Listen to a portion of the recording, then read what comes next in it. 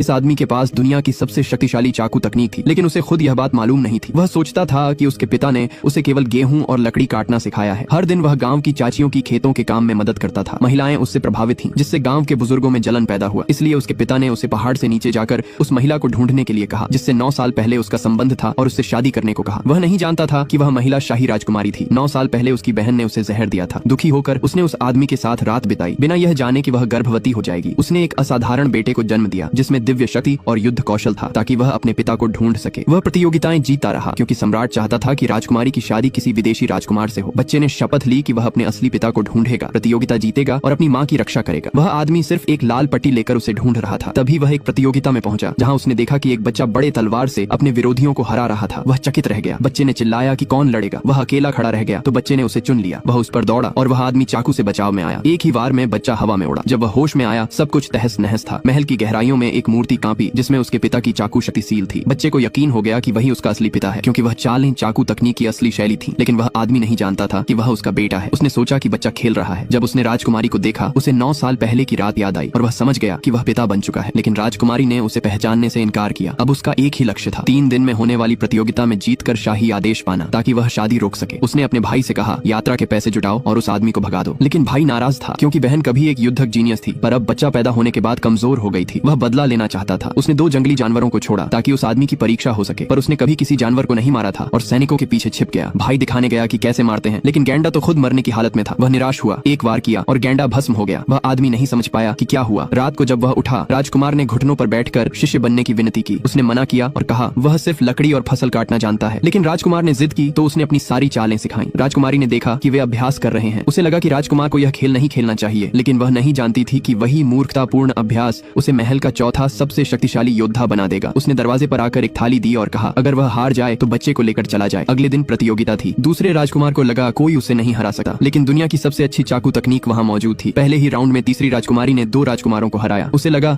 अब कोई उसका सामना नहीं करेगा, पर छठा राजकुमार खड़ा हुआ, वही जिसने सालों पहले बहन को जहर दिया था और अब बदला लेना चाहता था। सभी को लगा उसके पास कोई मौका नहीं है, क्योंकि तकनीक राजकुमारी को दूसरे राजकुमार ने सिखाई थी। लेकिन एक निर्णायक क्षण में उसने उस आदमी से सीखी चालें अपनाई और तीसरी राजकुमारी को हरा दिया। सभी हैरान थे। दूसरे राजकुमार ने खुद मुकाबला किया। 2 राउंड के बाद छठा राजकुमार गिर पड़ा। उसने उस आदमी को कसम याद दिलाई। तब वह आदमी मुकाबले में कूदा और दुनिया की सबसे शक्तिशाली चाकू तकनीक दिखा।